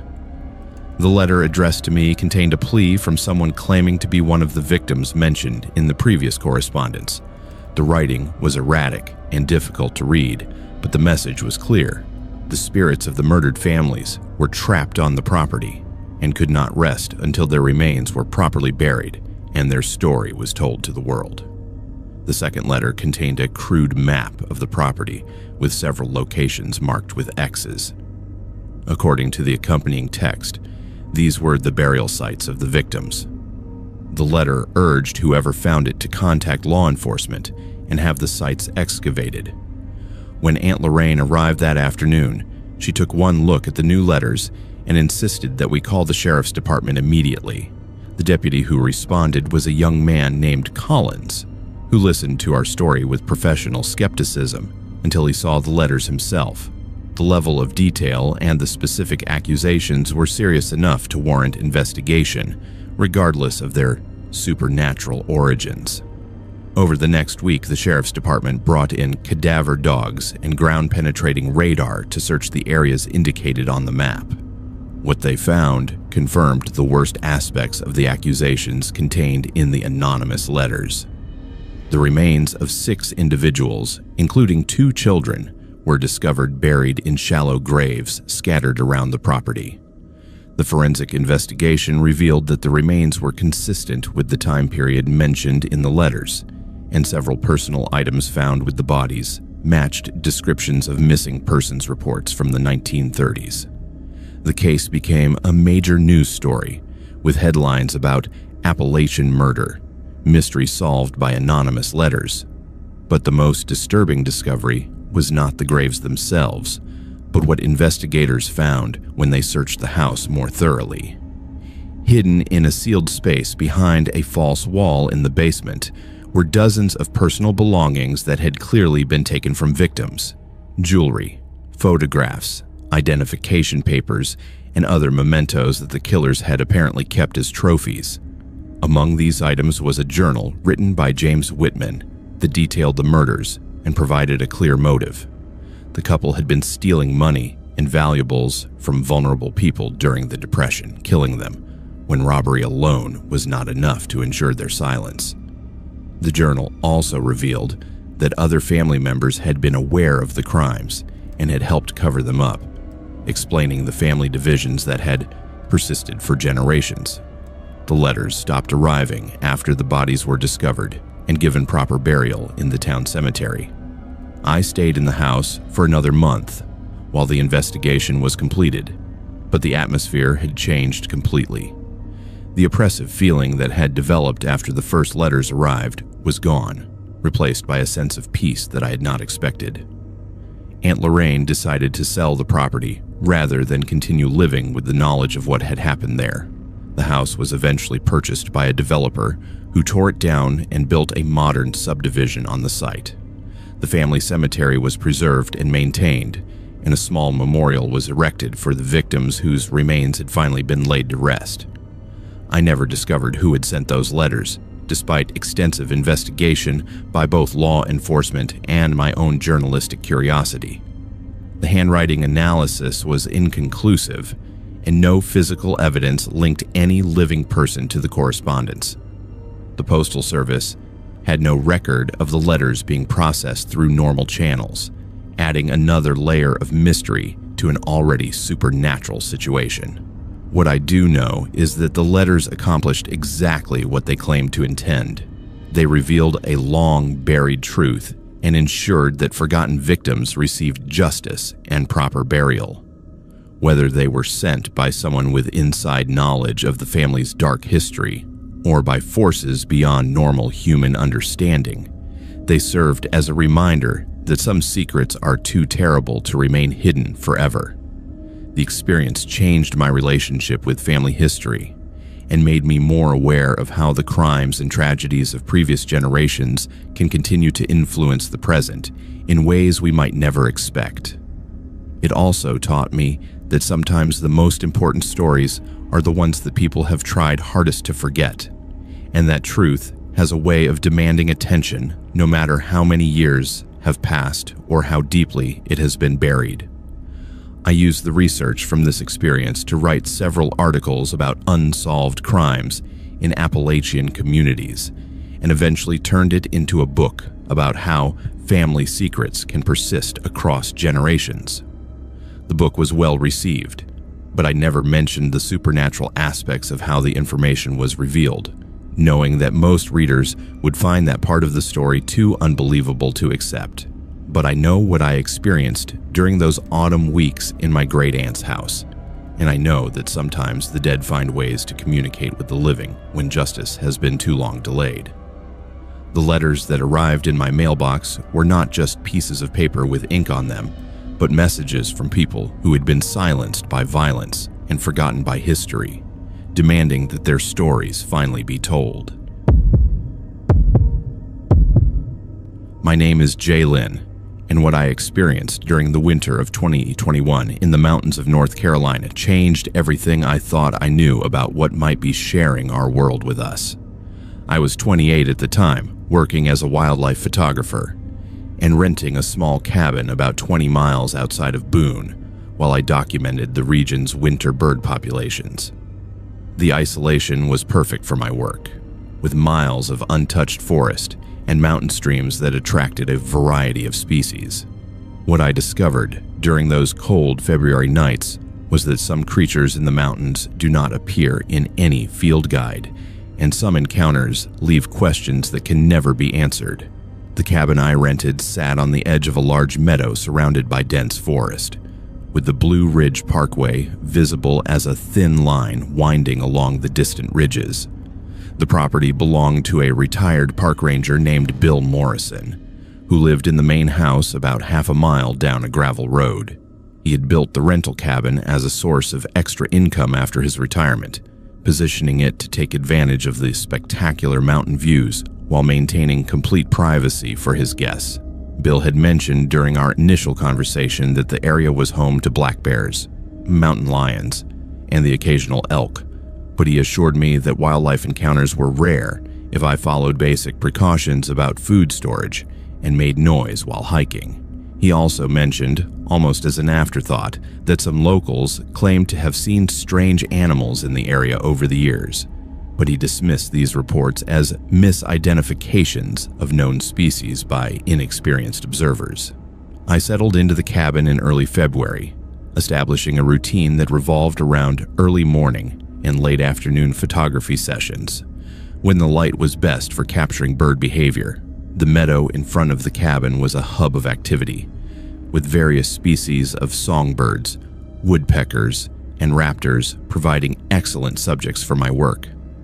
I had already captured some exceptional photographs of pileated woodpeckers and red-tailed hawks that I knew would be valuable additions to my portfolio. The cabin itself was comfortable and well-equipped, with a stone fireplace that kept the main room warm during the cold mountain nights. Large windows on 3 sides provided panoramic views of the meadow and surrounding forest, which was perfect for my work, but also meant that I had an unobstructed view of anything that might approach the property after dark. For the first 2 weeks, everything was exactly what I had hoped for. The wildlife photography was exceptional, and I was making excellent progress on the project that had brought me to the mountains. My only human contact was an occasional wave to Bill when I saw him checking his mailbox down the road, and brief conversations with the woman at the general store in the nearest town when I went in for supplies every few days. The first unusual sighting occurred on a Tuesday evening in mid-February. I was reviewing the day's photographs on my laptop when movement in the meadow caught my attention. A large shape was moving along the tree line at the far edge of the clearing, too far away for me to make out details, but clearly visible against the snow-covered ground. At first, I assumed it was a black bear, though the gait seemed wrong for that species. The creature moved with a fluid, almost graceful stride that reminded me more of a large cat than a bear. I grabbed my telephoto camera and tried to get a clear shot through the window, but the distance and fading light made it impossible to capture anything useful. The creature paused at one point and seemed to turn toward the cabin, and I had the unsettling impression that it was studying my location with the same intensity that I was studying it. After several minutes, it disappeared into the forest, leaving me to wonder what species I had just observed.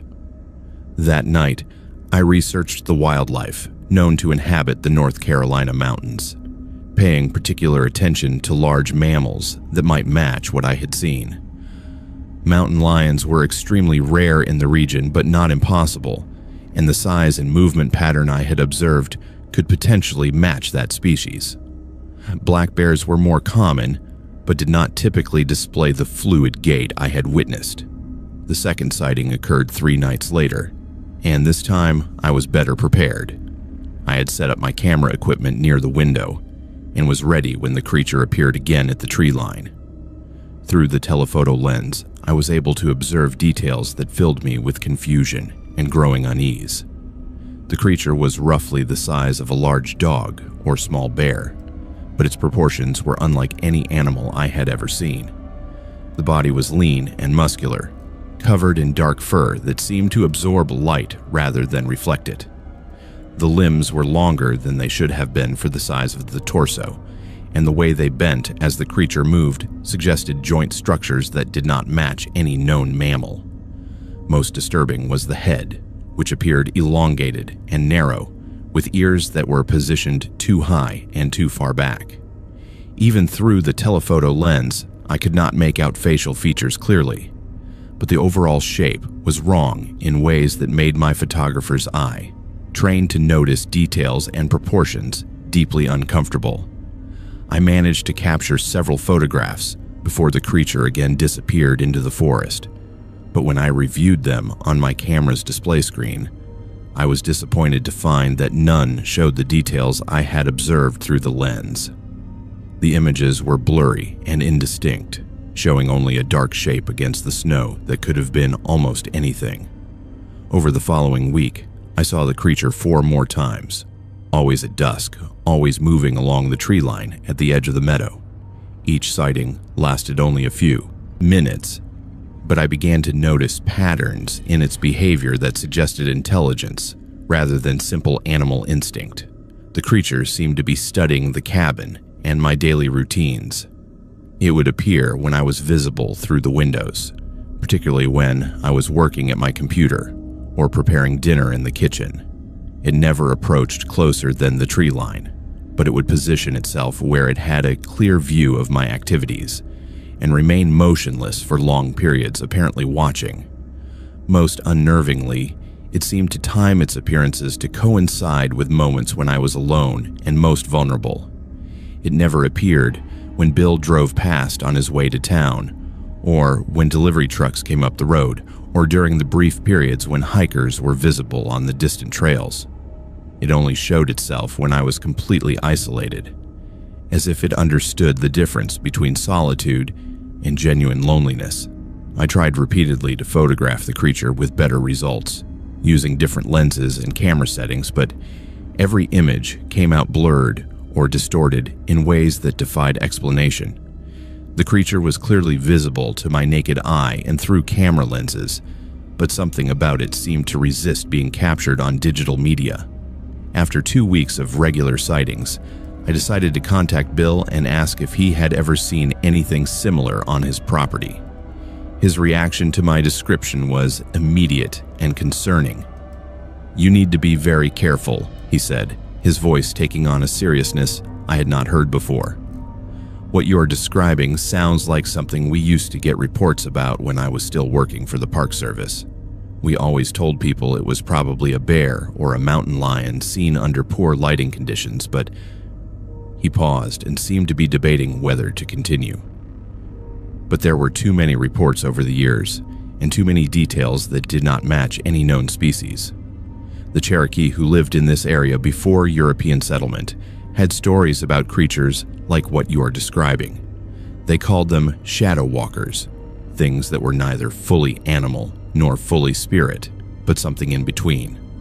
Bill told me that he had seen the creature himself twice over the past decade, both times at dusk during the winter months when few people were visiting the area. He described it in terms that matched my own observations exactly: the wrong proportions, the fluid gait, the apparent intelligence behind its behavior. The Cherokee stories say that these things are drawn to people who spend too much time alone in the mountains, he continued.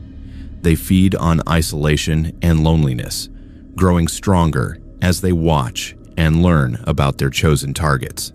Eventually, according to the legends, they replace the person they have been studying, taking on their appearance and their life, while the original person disappears into the forest forever.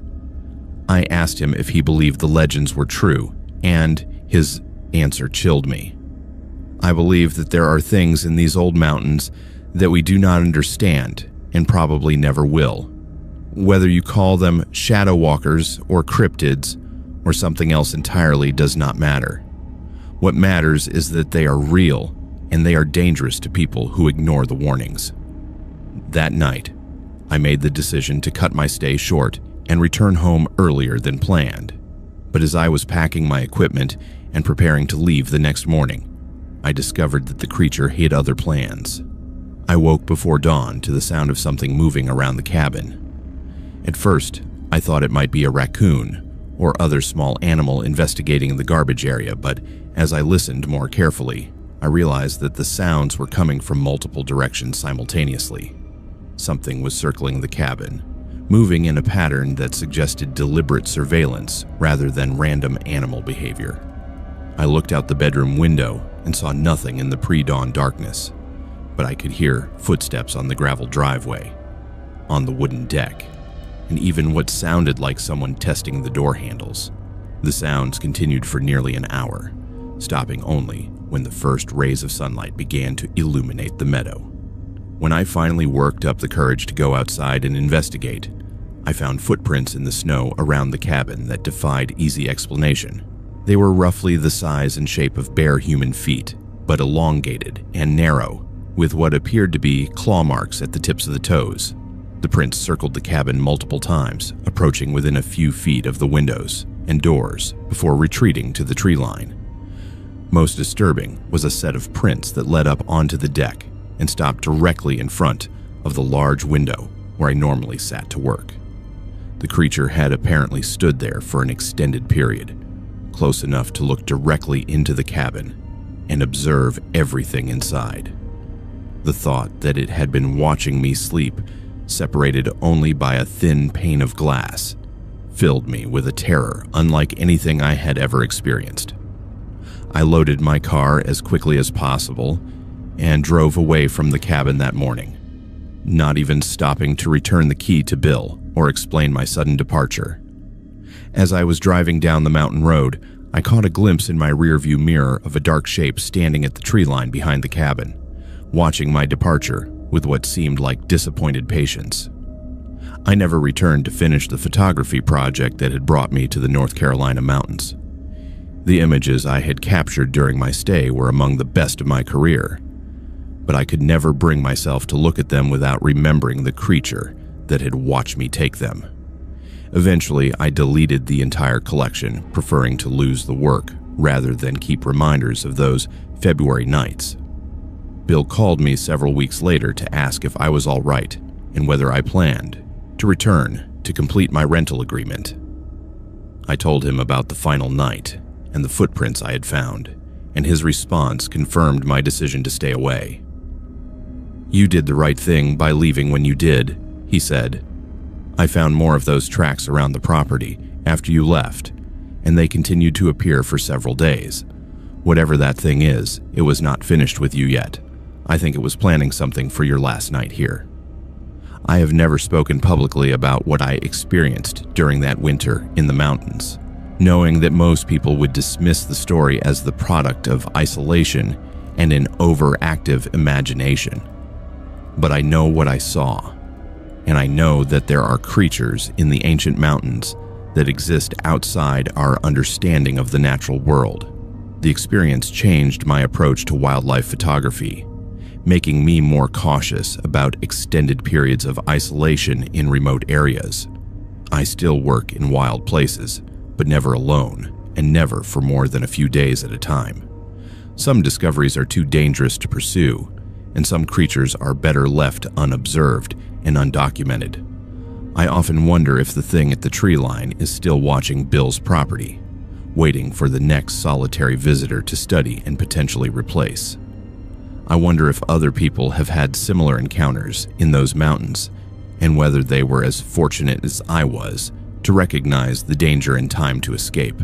Most of all, I wonder what would have happened if I had stayed that final night, if I had ignored Bill's warnings and the evidence of my own eyes.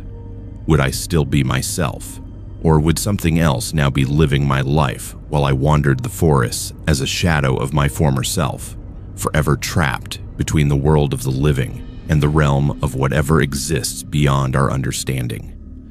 The mountains of North Carolina are beautiful and wild, home to countless species of animals and birds that deserve our study and protection. But they are also home to older things, creatures that predate human understanding and follow rules we cannot comprehend. For those brave enough to venture into the deepest wilderness, the most important lesson may be knowing when to turn back, when the cost of discovery becomes too high to pay. My name is Jalen, and what happened to me in my grandmother's old cabin in the hills of West Virginia still haunts me to this day. This was back in October of 2019, when I was 22 years old and foolish enough to think that spending a weekend alone in the mountains would be peaceful. I had no idea that some houses hold on to the past in ways that defy all logic and reason. My grandmother had passed away that summer, leaving behind her small cabin, nestled deep in the hollers about 40 miles east of Charleston. The place had been in our family for over a century, built by my great-great-grandfather back when the coal mines were still running strong. It was a simple 2-bedroom structure with white clapboard siding and a tin roof that sang whenever the wind picked up. The cabin sat on about 3 acres of densely wooded land, with the nearest neighbor being Mrs. Henderson, an elderly woman who lived about half a mile down the winding dirt road. I had decided to spend the weekend there to sort through my grandmother's belongings and decide what to keep and what to donate. My parents had offered to come with me, but I insisted on going alone. I thought the solitude would help me process my grief and connect with memories of the summers I had spent there as a child. Looking back, I should have listened to the uncomfortable feeling that settled in my stomach every time I thought about that trip. I arrived on a Friday evening in mid-October. The leaves were at their peak, painting the mountains in brilliant reds and golds that seemed to glow in the fading daylight. The cabin looked exactly as I remembered it, except smaller somehow, as childhood places always do when you return as an adult. I parked my car next to the old shed where my grandmother used to keep her garden tools and carried my overnight bag up the creaking wooden steps to the front porch. The key was exactly where my grandmother had always kept it, under the third loose floorboard from the door. As I unlocked the cabin and stepped inside, the familiar smell of old wood and lavender sachets washed over me. Everything was just as she had left it. Her reading glasses still sat on the kitchen table next to a half-finished crossword puzzle. Her favorite coffee mug, the one with the faded image of a cardinal, sat clean and ready in the dish drainer. It was as if she had just stepped out for a moment and would be back any minute. I spent that first evening going through the kitchen cabinets and organizing items into boxes. The work was therapeutic, and I found myself smiling as I discovered little treasures I had forgotten about. There was the set of measuring spoons she had let me use when we baked cookies together, and the old recipe cards written in her careful handwriting. As night fell, I made myself a simple dinner and settled into her favorite rocking chair with a cup of tea and one of the many books that lined her shelves. The cabin was quiet except for the usual sounds of an old house settling for the night. The refrigerator hummed softly in the kitchen, and occasionally the wind would cause a tree branch to scrape against the tin roof. These were comforting sounds, familiar and safe. I read until my eyes grew heavy, then made my way to the back bedroom, where I had always slept during my childhood visits. That first night passed without incident. I slept deeply and woke to sunlight streaming through the lace curtains my grandmother had hung decades ago. Saturday morning was crisp and clear, perfect weather for the work I had planned. I spent most of the day going through her closet and dresser, carefully folding clothes and placing them in donation boxes. By evening, I was tired but satisfied with the progress I had made. It was that second night when things began to change. I had just finished washing my dinner dishes and was drying them with one of my grandmother's hand-embroidered dish towels when I heard it. A soft scraping sound, like something being dragged across the wooden floor in the living room. I paused, listening carefully, but the sound had stopped. I convinced myself it was probably just the house settling, or maybe a mouse in the walls. Old houses make all sorts of noises, especially on cool autumn nights when the wood contracts. I finished the dishes and was putting the last plate away in the cabinet when I heard the sound again. This time it was more distinct, definitely the sound of something moving across the floor. My heart began to beat a little faster, but I tried to remain calm. I walked to the doorway between the kitchen and living room and peered into the dimly lit space. Everything looked normal. The furniture was exactly where it should be. My grandmother's old sofa sat against the far wall, flanked by her reading chair and the small table where she kept her Bible and reading glasses. The coffee table in the center of the room held the same arrangement of magazines and coasters it had held for years. Nothing appeared to be out of place. I stood there for several minutes, listening intently, but heard nothing more. I was about to return to the kitchen when I noticed something that made my blood run cold. The throw pillow that normally sat at one end of the sofa was now on the floor beside the coffee table. I knew with absolute certainty that it had been on the sofa when I walked through the living room an hour earlier. My rational mind tried to provide explanations. Maybe it had fallen when I walked by. Maybe there had been a vibration from a passing truck on the main road that had caused it to slide off. But deep down, I knew something was wrong. The pillow was not just on the floor. It was positioned carefully, as if someone had placed it there deliberately. I picked up the pillow and put it back on the sofa, then decided to call it a night. I was tired, and my imagination was probably playing tricks on me. I brushed my teeth, changed into my pajamas, and climbed into the narrow bed in the back bedroom. The sheets smelled faintly of the lavender sachets my grandmother had always tucked into her linen closet. I lay in the darkness, listening to the familiar sounds of the night. Somewhere in the distance, an owl called out across the hollow. The wind rustled through the trees, causing shadows to dance across the walls. Gradually, my breathing slowed, and I began to drift towards sleep. That was when I heard the footsteps. They were soft but unmistakable, the sound of bare feet walking slowly across the wooden floor in the living room. My eyes snapped open, and my entire body went rigid. The footsteps moved deliberately from one side of the room to the other, pausing occasionally as if whoever was making them was examining something. I held my breath, straining to hear more clearly. The footsteps moved into the kitchen, and I heard the soft squeak of a cabinet door opening, then closing, then another cabinet door, and another. Someone was going through the kitchen cabinets, opening and closing doors in a methodical pattern. My heart was pounding so hard I was sure it could be heard throughout the cabin. I reached for my cell phone on the nightstand, but my hands were shaking so badly I could barely grasp it. When I finally managed to check the screen, I saw that I had no signal. The mountains had always been a dead zone for cell phone reception, something I had completely forgotten about in my panic. The sounds in the kitchen stopped abruptly, and the cabin fell silent once again. I lay perfectly still, afraid to move, afraid to breathe. Minutes passed, and I began to wonder if I had imagined the whole thing. Maybe I had been dreaming. Maybe the stress of dealing with my grandmother's death and being alone in the mountains had caused my mind to play tricks on me. Then I heard the rocking chair begin to move. The gentle, creaking sound was unmistakable. Someone was sitting in my grandmother's favorite rocking chair in the living room, rocking slowly back and forth. The sound was rhythmic and deliberate, exactly the way my grandmother used to rock when she was reading or thinking about something important. But my grandmother was gone, and I was supposed to be alone in the cabin. I wanted to get up and investigate, but my body would not obey. I was paralyzed by fear, unable to move or speak or even cry out. The rocking continued for what felt like hours, but was probably only minutes. Then gradually, it slowed and stopped. Silence returned to the cabin, but it was different now. It was heavy and expectant, as if the house itself was holding its breath. I remained motionless in the bed, every muscle in my body tense, waiting for something else to happen. But nothing did.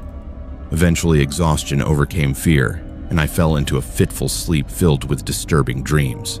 I woke early the next morning feeling groggy and disoriented.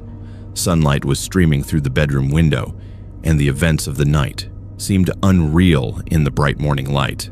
I convinced myself that I had been dreaming, that grief and stress had caused my imagination to run wild. I got dressed and went to the kitchen to make coffee, determined to finish my work and leave the cabin that afternoon. But when I walked into the living room, I stopped dead in my tracks. Every single cabinet door in the kitchen was standing wide open. The throw pillow was once again on the floor beside the coffee table, and in the seat of my grandmother's rocking chair was her favorite coffee mug, the one with the faded cardinal, which I knew I had left clean and dry in the dish drainer the night before. My hands began to shake as I approached the rocking chair. The mug was warm to the touch, as if it had recently held hot coffee, but I had not made coffee yet that morning, and there was no pot brewing on the stove.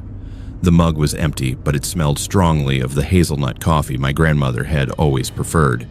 I set the mug down on the coffee table with trembling hands and walked through the cabin, closing all the cabinet doors.